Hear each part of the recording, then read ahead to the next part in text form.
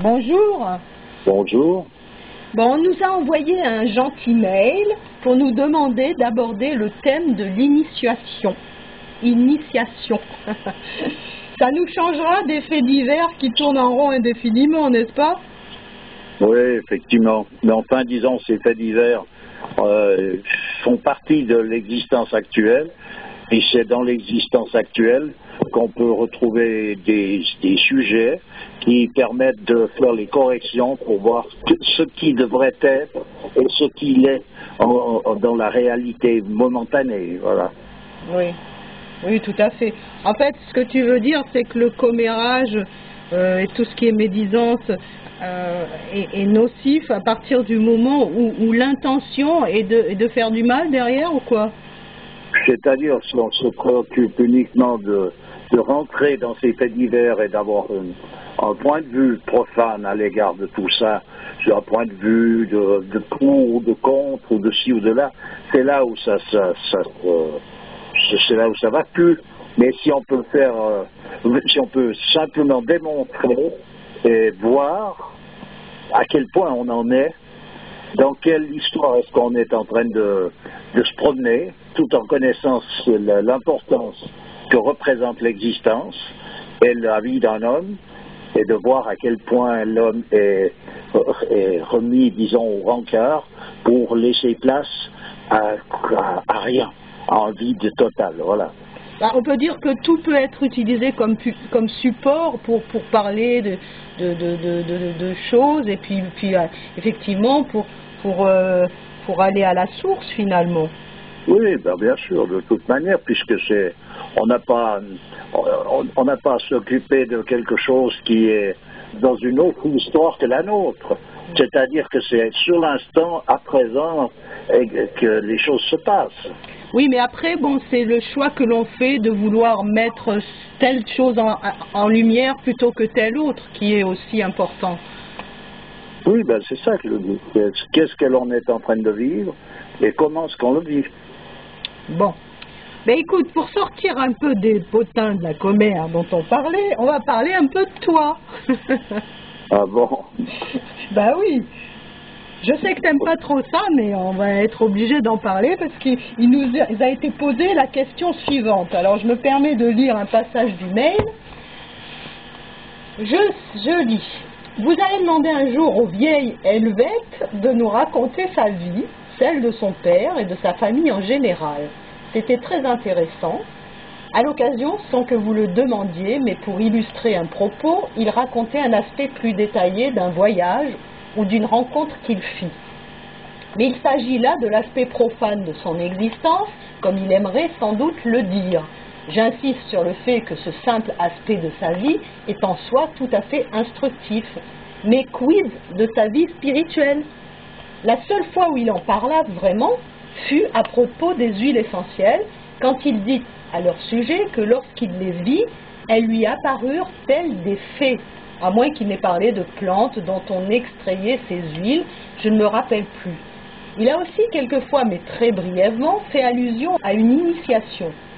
L'ami suisse a-t-il suivi la formation d'un centre initiatique ou a-t-il tout reçu par l'entremise de la prière? Et si oui, dans un cas comme dans l'autre, qu'a-t-il vécu qui bouleversa sa vision du réel? Car à sa façon précise de mettre les points sur les i et de redresser une question mal posée, je sais aujourd'hui que cela ne peut venir que d'une simple culture livresque. Il dit toujours qu'il faut aller à cœur. Est-il allé à cœur? Oui, bien sûr, je comprends ça. Alors, ce qu'il faut dire, disons, sur un cadre initiatique, c'est tout simplement, normalement, dans une société traditionnelle, c'est la vie en général, qui est toujours commentée et indiquée par des personnages qui ont un certain âge, souvent, ou en tout cas une certaine maturité, et qui donnent chaque fois, en quelque sorte, des références de tout, de tous les petits détails de l'existence. On ne va pas dans un cadre initiatique pendant 2 heures et puis après on va se promener dans le profane. Le profane et le sacré, c'est pas des cadres, on veut dire qu'on aborde les choses d'un point de vue sacré ou d'un point de vue profane. Tu veux dire que l'initiation se faisait dans le quotidien?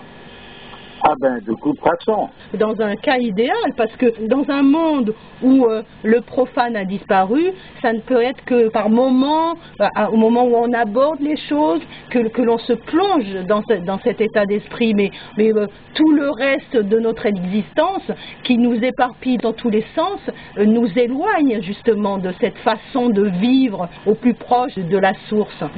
C'est pour ça que j'aborde certains sujets.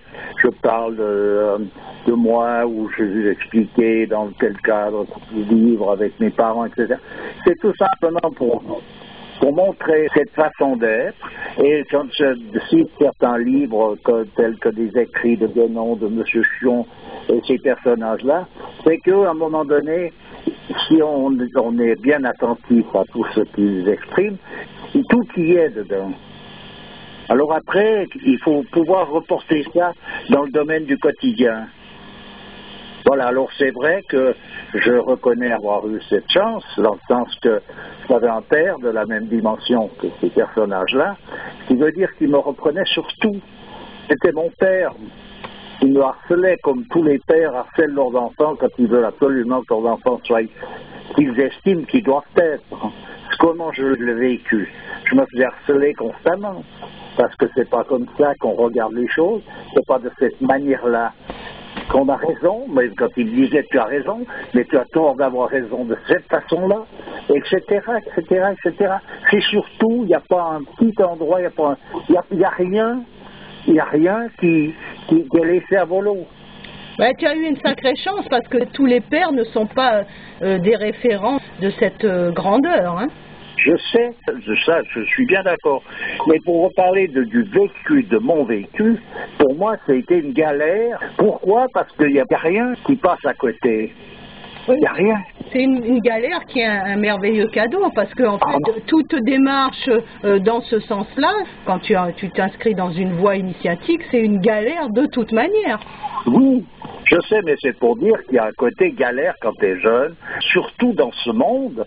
Le gros problème, il est là, c'est qu'effectivement, tu vas dans un pays comme l'Afrique ou même l'Europe, mais il y a très longtemps, il y a une centaine d'années ou 50 ans, il y avait encore tout ce mouvement avec ces griots qui sont des transmetteurs de la tradition. Il y a d'ailleurs un personnage qui exprime ça avec beaucoup de bonheur et de chaleur. C'est Amadou Mpateba, qui est lui-même un maître et qui a suivi l'initiation et sa vie quotidienne aux côtés d'un maître qui s'appelle Tierno Bokar. Donc il a écrit un livre dessus. Alors on voit ce quotidien. Et moi, ce quotidien, j'ai vécu avec mon père, donc dans les différentes situations de la vie, dans son atelier d'ébénisterie, avec ses employés, avec tout ça. Et à tout propos, il n'y a pas un instant où il n'y a pas ce mouvement initiatique qu'elle a. Simplement, la difficulté que j'ai pu avoir, c'est que c'était totalement à l'encontre du courant habituel, général de la société dans laquelle on vit. Parce que j'ai quelques années, mais je ne suis pas si très vieux par rapport à ce monde moderne, donc j'ai vécu et je suis né dans le monde moderne. Et vivre dans ce monde moderne avec tout ce que ça comporte et avoir constamment les références de ce que ça doit, de l'attitude que l'on doit avoir dans toute chose, c'est quelque chose qui n'est pas facile ça n'a pas été facile pour moi à vivre. Voilà ce que je veux dire. Il faut essayer d'imaginer que quoi que tu fasses, actuellement, tout d'un coup, les gens ils vont travailler, c'est pénible. Bon, à un moment donné, le soir ou le week-end, allez, ils vont rigoler un moment au bal ou je sais pas quoi. Tout ça, pour mon père, c'était une perte de temps inutile. Pour ton père, oui. Bon, qu'est-ce que tu vas perdre ton temps dans des futilités de cet ordre? Voilà, bon, alors, et c'était pas méchamment, parce que c'était juste et vrai. Qu'est-ce que je vais perdre mon temps là-dedans? D'accord. Mais en même temps, en allant te balader dans ces contrées, enfin de perdition entre guillemets, ça t'a permis aussi d'avoir des références, tu vois. Tu sais que vaut une chose par rapport à une autre.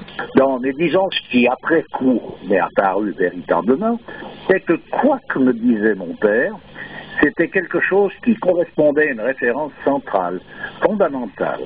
Donc effectivement, en allant me royaumer dans le bal ou dans d'autres histoires, j'étais en train de perdre mon sens. C'est vrai. Il n'y a pas à trouver à redire à ça, c'est juste. Mais oui, mais c'est comme tout gamin, il est obligé de faire ses propres expériences. Il est obligé, parce qu'on vit dans une société qui, elle, est quelque chose qui n'a plus rien d'humain, donc il est obligé, à présent, de faire comme tout le monde. C'est ça que tu veux dire. Eh bien oui, c'est vrai, malheureusement, c'est vrai. On est obligé d'aller se perdre, quoi. On est obligé d'aller perdre son temps. C'est vrai, la société nous y oblige. Par contre, on peut savoir qu'on n'y est pas obligé véritablement. C'est que si on s'y sent obligé, c'est qu'on se fait harponner par ce truc-là et qu'il ne peut pas résister. Mais en réalité, ça rentre dans le cadre aussi du fait qu'il doit passer par là, parce que ça rentre dans le cadre de son destin. Ben voilà, justement, je me demandais si c'était pas un passage obligé. C'est un peu comme la descente aux enfers. C'est possible bien sûr que ce soit obligé. Mais ce que je veux dire, c'est que ça ne change pas un fait certain, c'est que c'est de la perte de temps en soi. Foncièrement, toutes ces trivialités font partie intégrante du monde moderne, du monde profane, qui est une distraction constante qui t'empêche de te concentrer et centrer sur ce qui est nécessaire pour l'homme, de manière à le rendre heureux d'ailleurs. Parce qu'en réalité, toute cette mascarade de rigolade, ça reste du chatouillis sous les bras, mais il n'y a pas grand monde heureux là au milieu. C'est des moments de rigolade comme ça, à considérer, mais en général, on voit bien que l'humanité ne mène pas un bonheur parfait. On est bien d'accord. Donc, c'est ça, c'est donc une humanité qui perd son temps. C'est aussi une manière de se rendre compte de l'inanité de toute chose qui nous entoure finalement. Parce qu'en fait, toutes ces choses-là peuvent être aussi une aide, puisqu'elles nous montrent à quel point nous éloignons du centre. Il faut quand même une référence. Et tout ça, je suis d'accord. Tout ce que je suis en train d'expliquer, c'est que mon père, lui, me donnait des références à tout propos, dans toutes les situations. Oui, mais pour acquiescer, il a bien fallu que tu te rendes compte toi-même, par toi-même. Mais ce qu'il a fallu que je me rende compte par moi-même, c'est la véracité de ses paroles. Et non pas le restant. Le restant, au bout d'un moment, on voit bien que ça tourne en rond de toute façon, et que ça n'a aucun sens, tout ce tralala. Sauf d'une distraction qui nous empêche donc de nous occuper de ce qu'on a à s'occuper. Eh bien oui, la véracité de ses paroles et l'inanité de tout le reste. Oui, mais l'inanité de tout le reste, on peut dire que c'est ce qu'on rejette, mais ce qui reste, c'est cette véracité qui fait que, donc, tu es en train de perdre ton temps. Donc, qu'est-ce que ça signifie? Ça veut dire qu'à la place de s'occuper de cette façon-là, qu'est-ce qu'il faudrait faire? Ou surtout, dans quelle attitude est-ce qu'il faut être? Parce que quand tu vas au bal, c'est pour aller t'amuser, c'est pour aller rigoler. Bon, alors quelle attitude faut-il avoir? J'essaie d'expliquer cette apparence de contradiction qu'il y a toujours entre ce que tu vis et comment tu dois le vivre. Oui, mais le paradoxe, la contradiction, j'ai envie de dire que ça fait partie de notre monde. Je ne dis pas le contraire, bien sûr, ça fait partie de notre monde, c'est entendu. Mais donc, ça signifie bien une chose, c'est qu'il n'y a rien qui est à laisser à volo. Donc, quoi qu'on fasse, dans n'importe quelle situation dans laquelle on se trouve, c'est ça, la vie dans laquelle on est, et c'est avec ça qu'il faut faire. Ben voilà. Et simplement, il faut avoir des références nous permettant de voir juste de quoi il s'agit, ce qu'il faudrait que les choses soient, et dans quel état on se trouve soi-même, de quelle manière est-ce qu'on est apte à pouvoir vivre ces choses-là, de quelle attitude, voilà. Donc là, il vient se rajouter, quand on parle de prière, c'est une prière constante, qui est là, pas pour demander quelque chose en particulier, c'est pour rester en contact constamment avec le principe de la vie, rester en contact avec Dieu. Bon, alors revenons à nos moutons par rapport à la question qui est posée initialement, c'est que tu es arrivé à cet état dans lequel tu es, qui te fait reprendre chaque chose d'une manière très spécifique, qui te fait mettre les points sur les i tels que tu les mets, par le fait que tu aies été baigné dans un contexte favorisant cela, et non pas par une démarche particulière de prière, etc. C'est pas comme ça qu'il faut présenter la chose, pas du tout. C'est un tout, ce qui veut dire qu'à un moment donné, si on te donne une référence, tu as une référence. Bon, après tu fais ce que tu fais. Et puis voilà, on ne peut pas changer le destin. La référence, elle est dans l'attitude, la façon dont on vit le destin. Voilà où elle est la référence. Donc cette référence, elle est donnée effectivement dans le cadre initiatique qui est représenté par une société normalement constituée. En l'occurrence, bon, moi j'étais dans une société qui est anormalement constituée, mais j'avais un père qui était lui dans le cadre juste. Donc j'avais ces références. J'avais pas des références de ce qu'il faut faire ou ce qu'il ne faut pas faire, mais comment est-ce qu'on vit les choses et que la vie nous oblige à vivre. Voilà. Je peux parler de... Le mieux, c'est de donner 2-3 exemples de ces choses-là parce que c'est pas possible autrement. J'ai parlé de mon père. Bon. Alors, je vais redonner une attitude, par exemple, dans un cadre qui est anodin à quelque part, mais en même temps c'est significatif.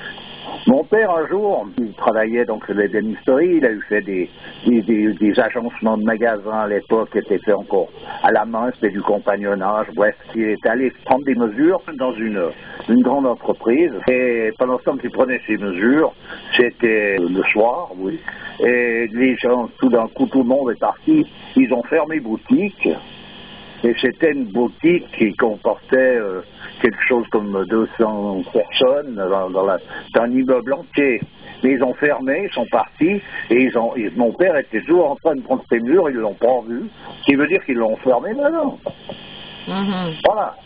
Et lui, bon, il cherche quelqu'un, personne, et il avait prévu de prendre ses mesures, puis il est tout seul là-dedans, puis il rit, quoi, ça le fait rire, quelque part. Il passe dans un bureau, il y avait un coffre-fort. Alors ce coffre-fort était resté entrouvert. C'était une époque où il n'y avait pas encore tant de... Les gens n'étaient pas affolés par je sais pas quoi. Il y avait un coffre-fort parce que c'est des entreprises qui payaient leurs employés de main à main directement en argent comptant. Les chèques, tout ça, c'était pas dans l'histoire. C'était beaucoup plus rare. Il n'y avait pas de carte, il n'y avait rien. On te donne ton argent. Donc, quand une entreprise a 200-300 employés, elle a tout d'un coup l'argent pour faire la paye de telle date de tous les employés. Bon, il y avait dans ce coffre une somme d'argent qui correspondait à tous les employés, c'est-à-dire ça faisait un bon paquet d'argent. Et mon père, ça a toujours été un personnage poissard avec l'argent. C'est-à-dire que s'il en gagnait, il le perdait. Ou s'il avait fait un travail, on ne le payait pas parce que le type, pour des raisons diverses, parce qu'il fait faillite, parce qu'il fait n'importe quoi. Mais enfin, il avait toujours, c'était toujours la galère. Il arrive au Nouvel An, il a payé tous ses employés, puis il reste 2 francs dans les poches, puis il regarde le ciel, les oiseaux qui passent. Mais quand toi, t'es gamin, t'es à côté, donc il faudra partager ces 2 francs avec toi, ta mère, pour passer le Nouvel An. Voilà. Tu vois, je veux dire, bon, ça, c'est pas, il n'y a rien de catastrophique, c'est que tu vis dans un monde où les gens s'amusent, font ci, font là. Moi, j'ai 15 ans, 16 ans, tu vois, je suis aussi dans le couple, bon, je suis jamais en rond parce que c'est comme ça. Bon. Excuse-moi, je suis obligée de te couper parce qu'on va être obligé de faire une suite. T'es OK? D'accord. À tout de suite.